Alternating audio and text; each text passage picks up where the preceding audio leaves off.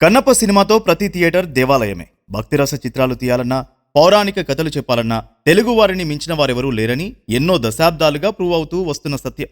ఎన్టీఆర్ నటించిన శ్రీ వెంకటేశ్వర మహత్యం కావచ్చు, ఏఎన్ఆర్ చేసిన భక్త తుకారం కావచ్చు, కృష్ణంరాజు భక్త కన్నప్ప కావచ్చు, 25 క్రితం వచ్చిన నాగార్జున అన్నమయ్య కావచ్చు, ఎంతటి ఘన విజయాలు సాధించాయో తెలుగు సినిమా చరిత్ర చెబుతుంది.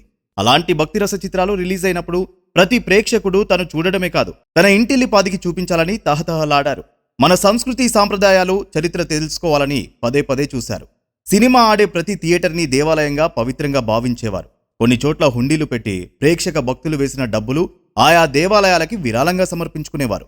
ఎన్నో ఏళ్ల తర్వాత ఓ శివభక్తుడు కన్నప్ప కథని హై బడ్జెట్తో, ఇంటర్నేషనల్ మేకింగ్ క్వాలిటీస్తో అత్యద్భుతంగా తీసిన కన్నప్ప సినిమా కోసం ప్రపంచవ్యాప్తంగా ఉన్న ప్రతి హిందువు ఎదురు చూస్తున్నాడు.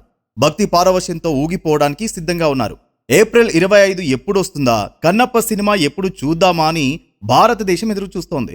కన్నప్ప రిలీజ్ అయ్యే ప్రతి థియేటర్ పవిత్రమైన దేవాలయ ప్రాంగణంగా భావిస్తున్నారు. తింటే గారెలు తినాలి, వింటే భారతం వినాలి అనేది పాత తెలుగు సామెత. ఇప్పుడు ఆ రెండింటికి చూస్తే కన్నప్ప సినిమాయే చూడాలి అంటున్నారు కొత్త తరం ప్రేక్షకులు.